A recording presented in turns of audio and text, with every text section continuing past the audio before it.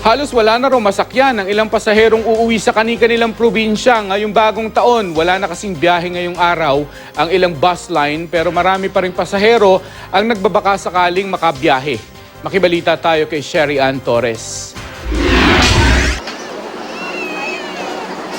Marami pa ring pasahero ang dumadagsa sa Araneta Center Bus Station sa Cubao, Quezon City para makahabol sa pagdiriwang ng bagong taon sa kani-kanilang probinsya.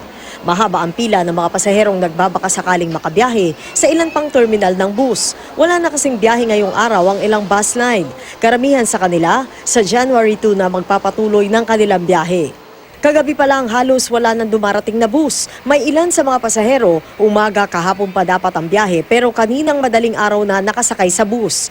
Ang isang pasaherong ito, nag-aalalang hindi makaabot sa pagdiriwang ng bagong taon. 24 oras pa naman daw ang biyahe pauwi ng Tubungan, Iloilo via Roro. Hinahabol sana namin yung medyo makakasama namin New Year yung mga pamilya namin. Magastos din na maghintay lalo na't walang alok na pagkain ang pamunuan ng bus station para sa mga pasaherong naaantala ang biyahe. Pero ayon sa dispatcher ng bus, na-delay ang mga bus dahil sa mabigat na trapiko sa one-way na daanan sa Atimonan, Quezon.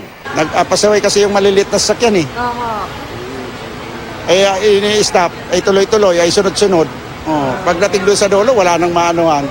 May pila rin ng mga pasahero sa Mactan Cebu International Airport. Pero ayon sa pamunuan ng paliparan, mas kaunti ito kumpara noong bisperas ng Pasko. Ang ilan sa mga nakapila, pabalik na abroad matapos magbakasyon. Ang pamilyang ito, 10 taong nasa Amerika bago nakauwi ulit ng Pilipinas. Gusto man daw nilang manatili, kailangan pa rin daw nilang umalis. Nawili, kung kaya ito mga utang na tawa ng Pilipinas, pero umatay mahimo, umatay trabaho dire. Sherry Ann Torres, GMA News.